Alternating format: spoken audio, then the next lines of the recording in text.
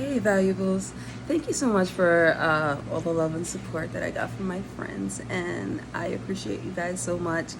It really made my day because, I was so nervous about putting this up, but, I'm glad that it reached out to some of you guys. It means a lot to me that we share this connection now. Thank you. So, in this video, I wanted to talk about how I just ghosted this girl for her wedding. Okay?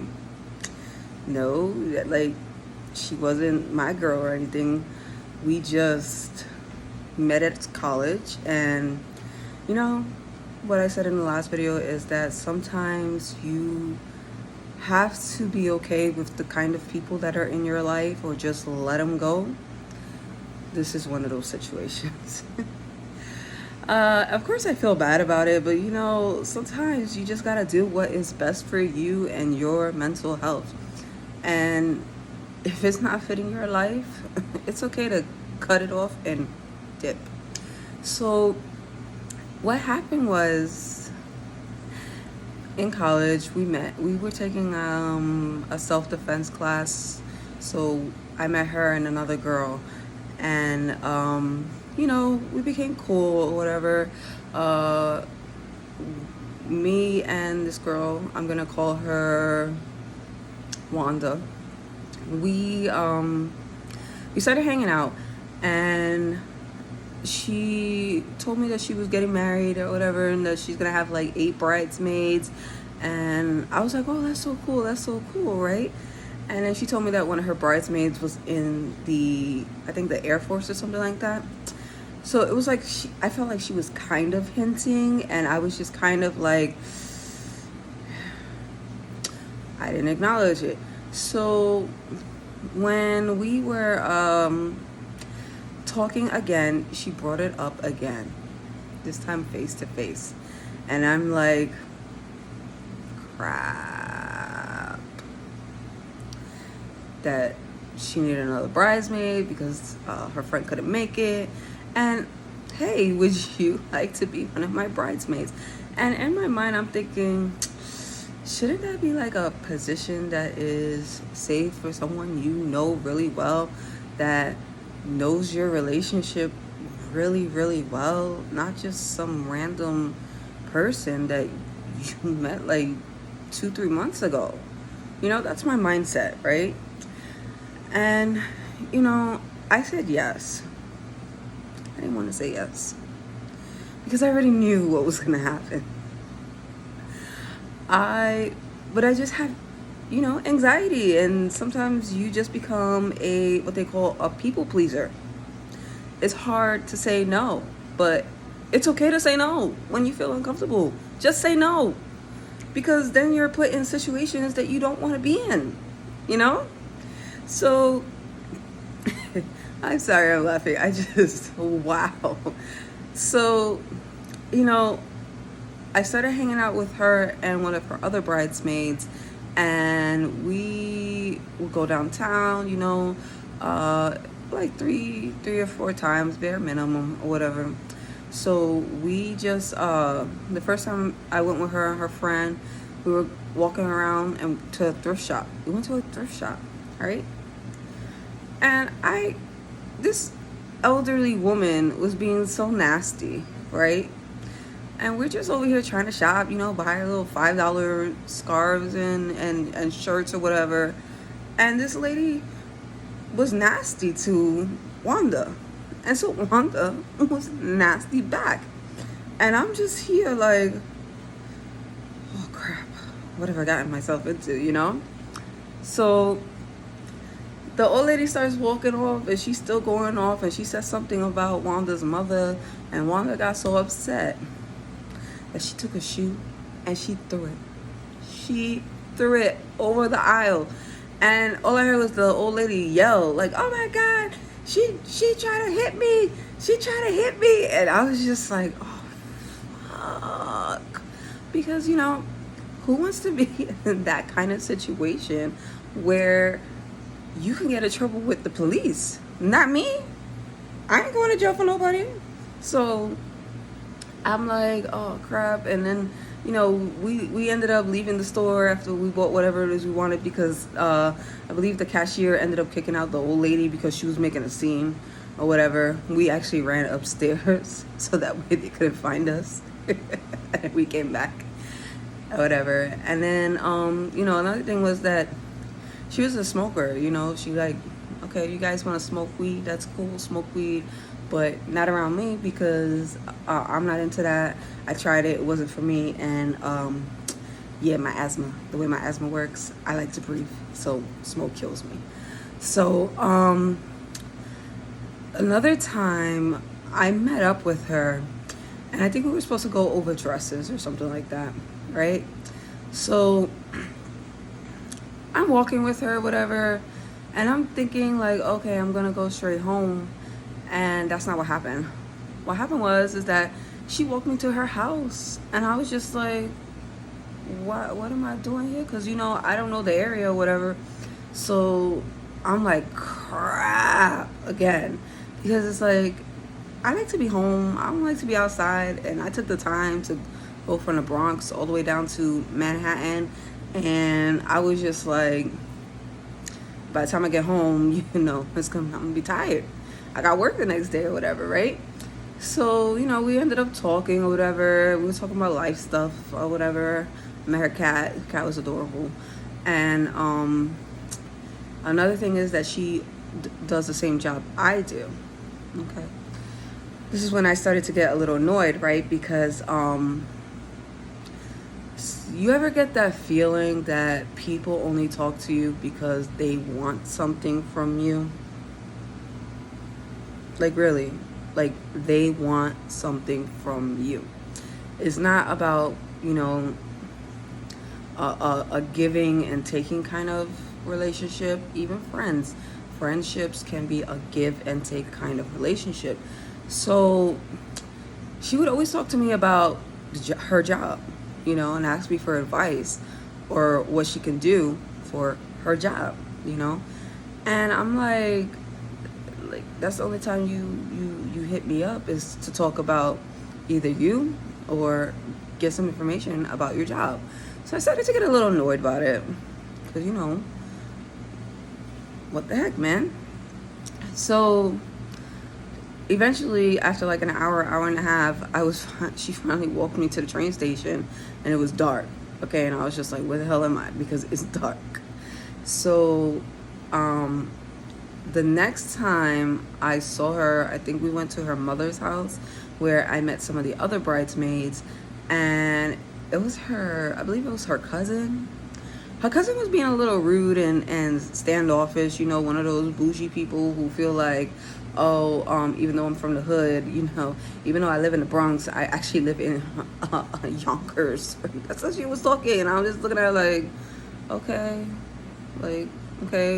even like the way she talked to me, she was being a little rude to me. And I brought it up with Wanda, and Wanda was like, you know what, Wanda didn't even like her cousin, and Wanda was like, that's my family, okay, you can't talk about her. And I was like, oh, okay, but I should be able to tell you if I'm being made to feel uncomfortable, right? Like you would think, right? So we went and we were discussing bridal stuff or whatever. We were talking about dresses. Well, they were talking. I was just mostly sitting there listening, because I didn't want to be bothered, honestly. I was just trying to think of a way to get out of this. So we were talking about dresses. She finally picked one or whatever, and then we ended up giving her money. I think it was like $200, maybe a little bit more or whatever, for the dresses. Okay, so she puts the order in, and then we are waiting for the dresses. So then they start talking about the bachelorette party, and I'm like, oh crap, like, I really don't want to do this. Like, what the hell can I do to get out of this? They wanted to go to Atlantic City for a weekend and have strippers and all this other stuff that I didn't want to do, because I barely know you guys. You know, why am I gonna spend a weekend with y'all? Like, that's just too much for me. For my mental health, that is too much. Okay, like I cannot be away from my dogs and my cat for more than a day. Okay, because I know I'm the one that takes care of them. Like, I can let anyone else take care of them. So she set up a group chat, and then like on one half she's complaining about her cousin to me and her friend, and then on the other half, you know, her cousin is trying to take over, and I'm just like, okay, like I really need to get out of this because this is too much drama for me. You know, I know that I paid money for the dress, but I just don't want to be in this. Okay, you know, so it comes closer, she finally gets the dresses, and I'm like, fuck. You know, so we went downtown for her to try on her wedding dress. You know, it was very nice, very simple. You know, she's a petite girl, so it was very nice on her. She had her cousin there, and they're all looking at other dresses, and she's like, why or whatever, why are you looking at other dresses? We already got the dresses, I'm not changing them. Everybody will pay for them, because like her cousin was trying to get a different dress from what we all had. And I ended up leaving, like partying with them and going to see someone, an ex of mine's, and it got to the point where I was becoming so annoyed. I ended up muting the notifications of the group chat because, again, your mental health is like the most important thing. And the drama, the negativity, it was just too much for me. Like, I wanted nothing to do with it, you know?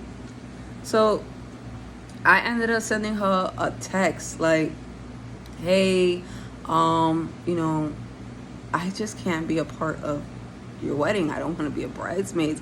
I'm so sorry. Mind you, it's like, I think it was like in like 3 or 4 months or something. So she had time to find someone else. And I'm like, you know, my anxiety is through the roof. My depression is real. Like, I cannot do this right now, you know?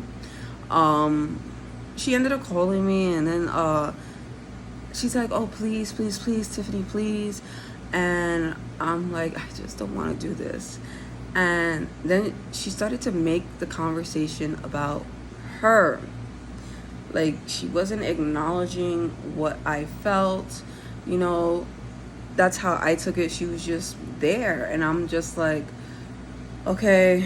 I'm on the phone like, yes. And she was talking about her own mental health issues at the same time. And I took it as a way of her, like, devaluing what I was saying. And I just started to become so annoyed. Like, at one point, I even put the phone down and started doing something else because she was talking so much. And I'm just like, yeah, I just shared something deep and personal with you, and you're just gonna keep talking and trying to force me into doing something that I don't want to do. Especially since she says she has anxiety, she should understand what my anxiety is like. You know, you would think, right? Like, it's a decent thing to do, right? So I told her again, thank you, but no. And she said, well, it's okay. She was asking me about, oh, but you already paid for the dress. I'm like, give it to somebody else. Like, I didn't even ask for the money back. I'm like, give it to somebody else, okay? Because I don't want to do it.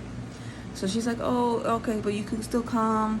You know, you can still be a part of it, but without being a part of it. And in my head, I'm like, oh my gosh, she's still trying to convince me and pressure me into doing something I don't want to do. Don't do things that you don't want to do, okay? Because you'll be unhappy in the end, okay? You want to be happy. Do things that you want to do, not things that other people want you to do. Because then you start living life for other people, and that's no fun. That's not a way to live. So I ended up changing my number. That is the quickest way to get somebody out of your life when you don't want to be bothered and they can't take the hint, and you're just like, yo, you know what? Screw this. I changed my phone number. I blocked her on social media. I even ended up deleting some of the social media that I had her on, and making new ones because I just couldn't deal with it anymore. You know, like her temperament was just not mixing well with me in my heart. You know, I just felt I just felt like eventually that aggression would turn towards me, and maybe it was like a flight mode for me, but I just wanted to get out of there. I didn't want no parts, you know. I didn't with her family, with her, and not to say that she's a bad person, because she is a nice person. But I'm much older than her, and I felt like she was at a not a mature enough level to be in my circle. Like, I'm very selective of who is in my circle, you know. I don't want to be around people who are constantly negative, because when you're around someone who's negative all the time, that drains you. It makes you feel super negative and unable to function. Like, it's a cloud of negativity and you're stuck in it. Like, you know, it swallows up. It's like, well, what they say with that saying, misery loves company. That's what it is. So, you know, again, like, her temper was too much for me. And there were times when she would say or do something, and in my head, I'm like, oh, like, what? Like, I didn't want to get into any kind of situation where I would get in trouble. So I ended up not obviously going to her wedding. I never spoke to her again. Nobody, none of her friends, none of her family, although someone did send me a message to find, I think they made like a new account or something to check in on me to find out what's going on with me. I ain't respond to that. I blocked them too, because blocking is your best friend on social media. Okay, instead of responding, because I feel like one of the things with social media is that we're constantly responding. We constantly feel the need to respond to people who are negative or not good for our well-being. You know, I'm okay with ignoring people who get on my nerves. I don't even have to use the block button. I just ignore you out of sheer will until I feel that you've been ignored enough, you know? So, you know, I believe she got married. I don't know. Hope all is well with her. And yeah, that's it. So, thank you guys for the support again. You made me feel so valuable. Love you guys. And thank you again for, you know, not being judgmental, because I appreciate it. Like, I know that there are a lot of young girls and young boys and young in-betweens, or young whomever you may be, who go through their own personal struggles, and they often don't know how to express themselves or say that they need help, or, you know, to feel like they're alone. You know, we're all human and we all go through our own things, but it's also similar things to what other people go through. So just remember that you are loved, you're valuable, and you're here. We're here, okay? We're together in this. So thank you again, and until next time.